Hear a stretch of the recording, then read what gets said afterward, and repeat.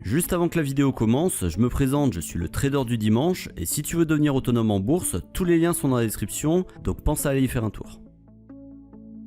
Débuter dans le monde du trading et chercher un broker fiable est loin d'être une mince affaire. Prendre le temps d'analyser les offres des courtiers et apprendre à manier leur plateforme à travers un compte de démonstration est probablement la méthode la plus simple et celle qui fait preuve de bon sens tout simplement.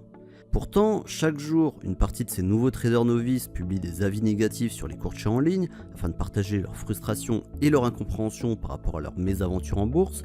Dans cette vidéo, je vais vous montrer à quel point la notation d'un courtier peut parfois être faussée par certains avis laissés par des investisseurs et qu'il s'agit, en réalité, parfois comme je l'ai dit, d'un manque d'apprentissage du client par rapport aux produits de bourse. Les exemples que je vais vous citer ici sont tirés d'un célèbre site d'avis en ligne sur lequel la plupart des courtiers en ligne proposant du trading aux particuliers sont présents et afin de ne pas utiliser de capture d'écran du site, j'ai retranscrit les avis au format PowerPoint.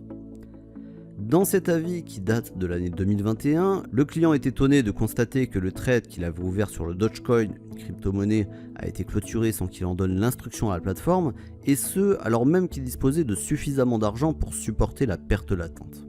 Ce que ce client ne savait pas, et c'est ce que j'ai déjà expliqué à de nombreuses reprises en vidéo et dans mes articles, c'est que sur les CFD, le régulateur européen, l'ESMA, a ordonné aux courtiers CFD de clôturer automatiquement les positions pour lesquelles la marge disponible sur le compte des investisseurs franchissait à la baisse le seuil des 50%.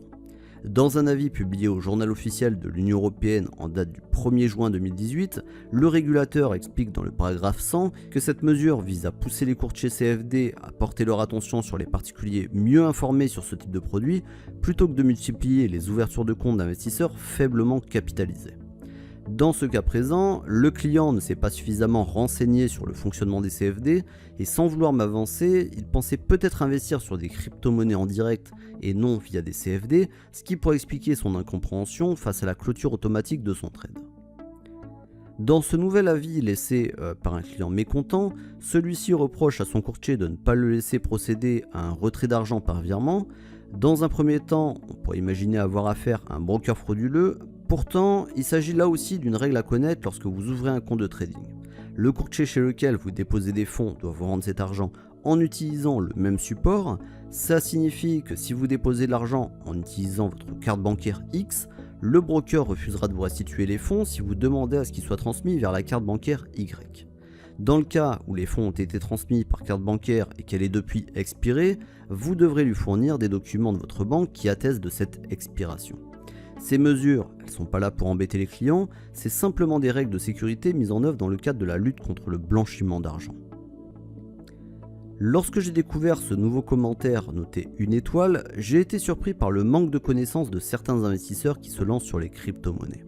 Et je pense que la faute n'est pas seulement due au marketing de certains brokers qui vantent la facilité à placer son épargne en bourse. En effet, dans le cas de ce client, il a compris avec un petit peu de retard que le trading sur CFD entraîne des frais dits overnight. Autrement dit, s'il ne déboucle pas sa position, il subit des frais d'un jour sur l'autre, un système sensiblement identique à celui du SRD sur les actions. Le montant des frais journaliers dépend du montant investi, mais aussi de la période pendant laquelle le client garde sa position. Donc pour avoir 45 € de frais de swap sur cette position, et seulement 2 € sur une position qui a eu la même durée, le montant investi devait être beaucoup plus important, raison pour laquelle je me permets de penser qu'il ne s'est pas renseigné suffisamment sur les frais de courtage relatifs au CFD. Beaucoup de traders particuliers pensent qu'un broker qui refuse une ouverture de compte est nul. C'est ce qu'on constate dans cet avis d'un client furieux de ne pas pouvoir trader avec un courtier et qui conseille à des personnes dans la même situation de se tourner vers des professionnels plus laxistes. À défaut de bon sens, il a au moins la classe de mettre 3 étoiles et pas une. Plus sérieusement, autoriser une personne à ouvrir un compte de trading alors que ses revenus sont faibles ou pas suffisamment stables, c'est protéger le client contre le risque de mettre en péril sa situation financière, mais c'est aussi une manière pour le courtier de se couvrir.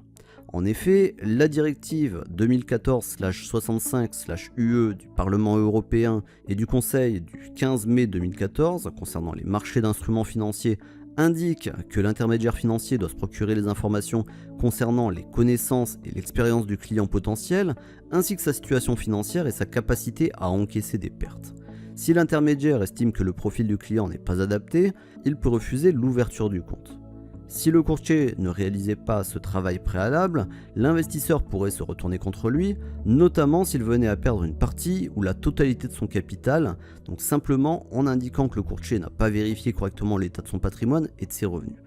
et qu'il a délibérément laissé aggraver sa situation.